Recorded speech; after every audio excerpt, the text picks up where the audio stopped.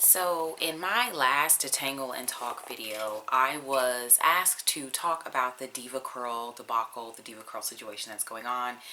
And it definitely was something that I was not intending to make a video about. But I said, you know what, sure, why not? If whenever something's big going on, everyone can kind of, have their say and have their opinion or whatever. And so I was in the middle of filming another video, and I filmed like that video had a part where I was gonna have a piece of me detangling. So then instead of cutting the camera off, I just continued to detangle and did a detangle and talk about the Diva Curl situation. But in my filming it that way, that video definitely had a lot of my personality. If you are unfamiliar with me, I definitely have a personality where I talk about, facts and science and stuff like that. But then I'm a little funny. I'm a little silly as well. And so it definitely had my personality infused into the video, despite it being a very serious topic. And I think also the order in which I said things. A lot of people will not watch a full YouTube video. They'll just watch the very beginning of the video, and then form their opinion and leave their comment, and then they're done with you. And I definitely, knowing how people are responding to these videos about Diva Curl, it's definitely not a discussion about Diva Curl. It's definitely people who are hurt and who are hurt more by the videos or the way that people's videos are done. I was like, nah, I'm not going to put that video up. And at this moment, the video is still uploaded and scheduled to go live on my channel. But if I can get this video to be filmed the way that I want it to, I definitely will put this up instead of that one. So here's what I'm thinking on this, right? I feel that losing your hair and decreasing quality of your hair is very, very serious. It is something that can make you feel, it can even affect your self-esteem. I personally had an experience with this. I used a modified version of the Curly Girl method, as outlined in the, it's a method that, well, I don't have to explain what it is. You guys know what the Curly Girl method is. But I followed a version of the Curly Girl method that was intended for people with kinky hair. And I followed this method for almost 2 years. And as a result, my hair first looked great. My hair looked really great. Improvement. Like I was very happy, and then slowly but surely, almost unnoticeable to me, the quality of my hair began to decline until the point where I almost didn't want to be on YouTube. Like I remember in that time, like filming a video, I would be like, oh my god, I'm gonna come and film a video. Like now I can get on here with this dusty puff, and this dusty puff looks better than my hair looked back then. So I don't mind getting on here. This is my post work, like it's late, I'm gonna go to bed type look, and it doesn't really matter. But at that time I was very self-conscious about how my hair looked on my videos. And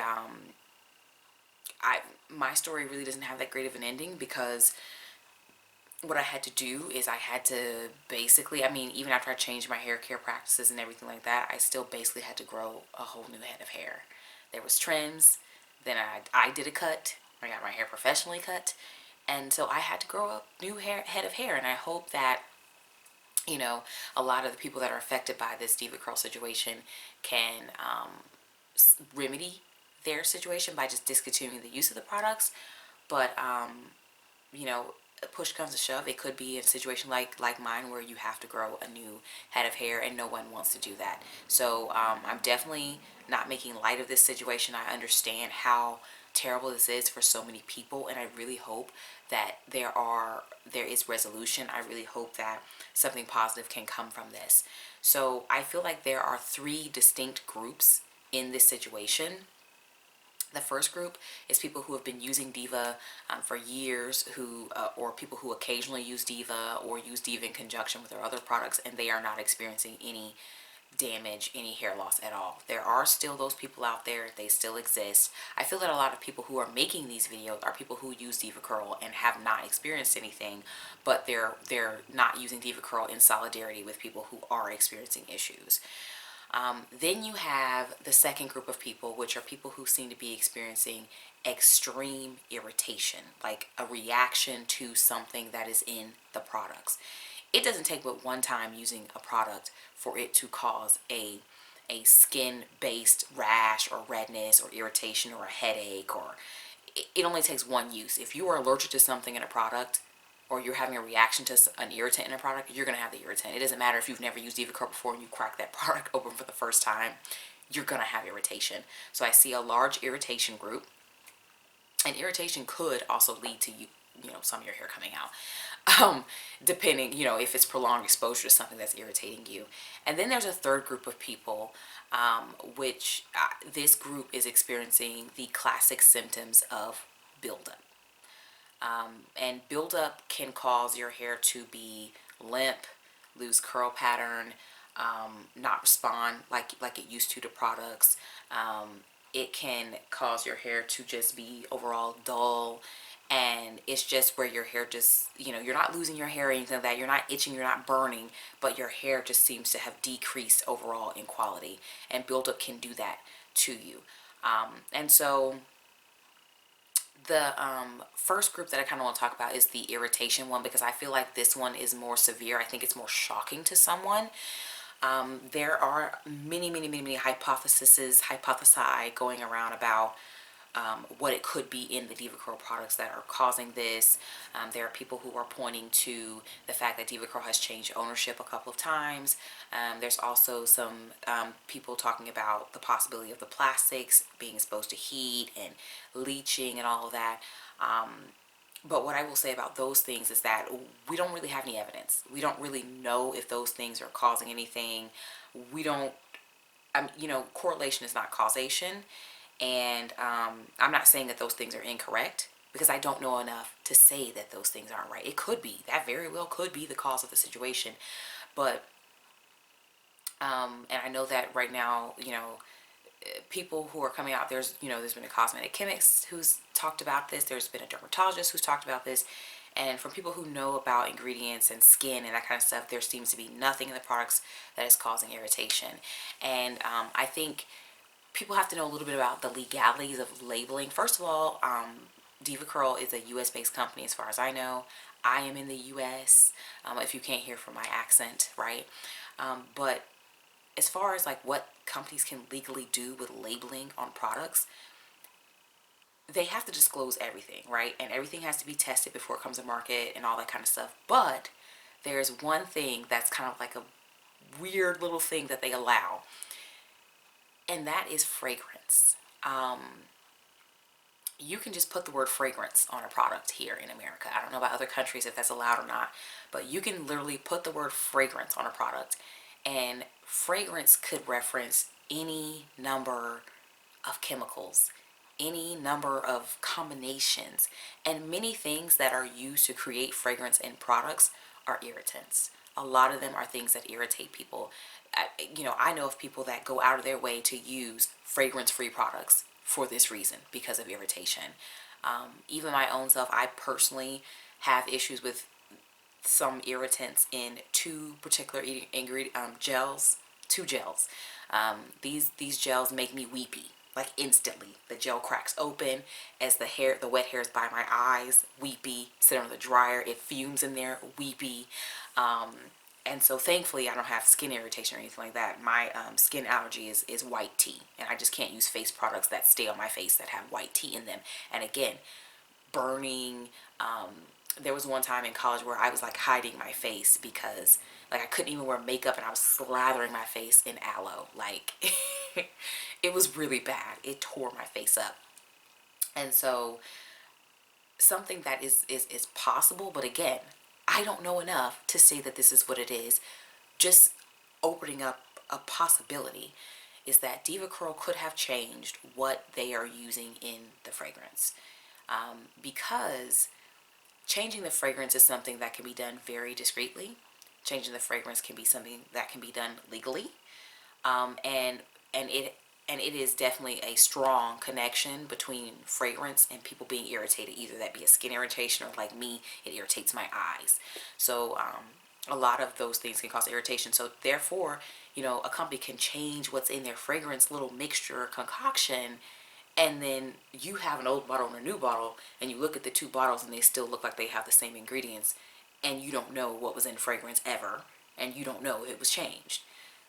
we don't know this, but that could be a possibility. And DevaCurl has changed ownership several times. First there was Lorraine Massey and her people, then they sold it in like 2017, and then the company was sold again in like 2018, 19 or so. So DevaCurl's on its third set of owners, but this is like kind of a small little thing. I came across this information. I was like, whoa, people have been reporting hair loss from DevaCurl since back in the Lorraine Massey days. People have been reporting hair loss and damage and all this stuff from DevaCurl since 2017, if not before.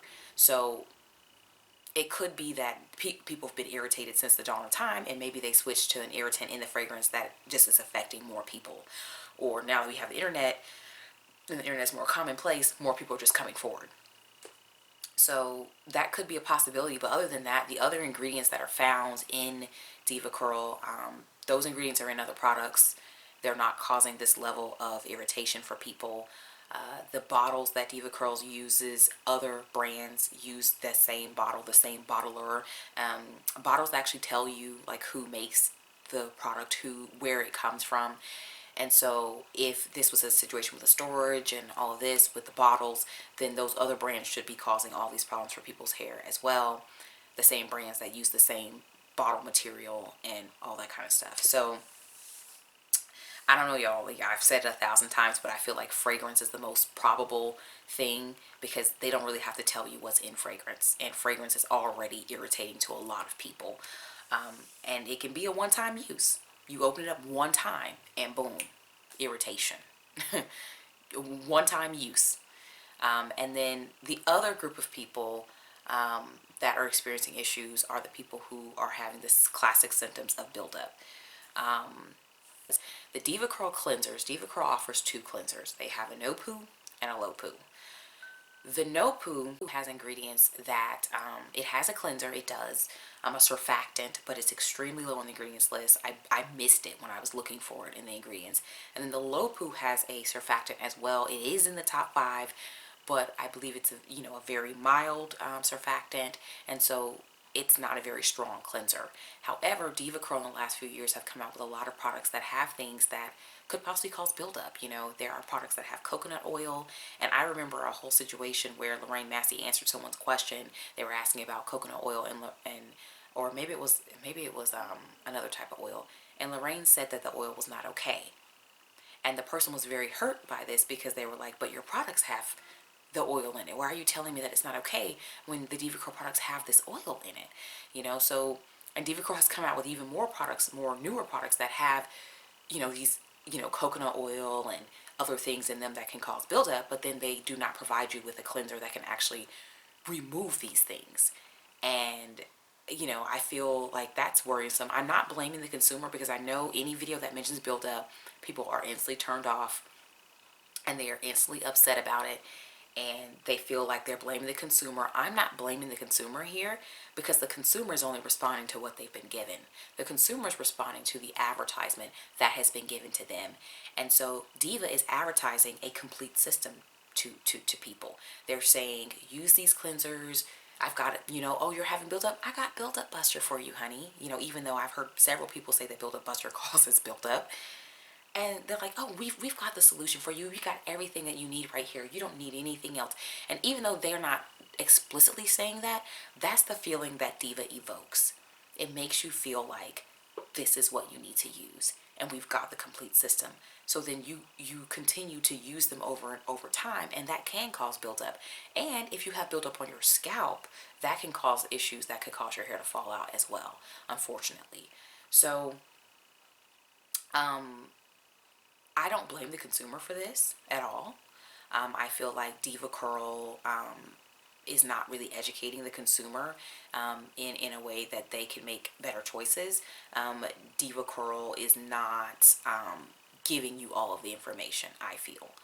And I feel like that's on them. Now, I do know that there is a class action suit in force. It's not a lawsuit. No one is suing anyone.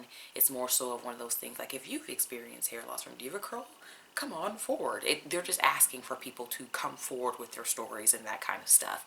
And so there's not really, no one's like actually suing DevaCurl. But I feel like a good way that this could be approached is if there could be some sort of attention brought to the marketing done by Diva Curl and the message sent by Diva Curl. I think that going after that could go very far, because this already happened with Win. Okay, this happened with Win many years ago. Win is another company that their main product is the cleansing conditioner, and it centralizes around co-washing, and people only used Win. They were very into using Win because it was QVC and infomercialed out, and there was a actual lawsuit against Win, and they took it far. It was investigated by several different agencies. It was investigated at the government level. They really took it far with Win, and they never found exactly any ingredient in Win that was causing people to lose their hair. As far as I know, I don't think anyone was awarded any money from claiming that Win lost, that they lost their hair from Win. And in fact, Win still exists. Chaz Dean still has a website, and he is still selling them cleansing conditioners. I went on the website, and he had a newer release that came out, like a seasonal cleansing conditioner or whatever. So if that situation hurt him, it didn't hurt him very much, because clearly he's still here in 2020. Okay, so I feel like if we go after Diva Curl as far as the ingredients and have them investigate the ingredients and look into the ingredients, even if they discover that there's something in the fragrance, Diva Curl can argue that they're within their legal means with which to change what makes the fragrance, and if you're allergic, don't use it. And that's harsh, but I feel like they can say that. But I feel like going after the marketing, like, I don't, they might not be able to weasel themselves out of that. And I feel like that might be a better way to go, because that Win situation, you want people to get some satisfaction after going through something like having the quality of their hair decrease or losing their hair. It's hurtful, and you want people to get results. And I feel like that might be the better way, the better route with which to get results for these people. And I said at the beginning of the video, but I'll say it here again, no one wishes this on anyone. And I, with my video, am not blaming anyone. I'm not making light of the situation. And,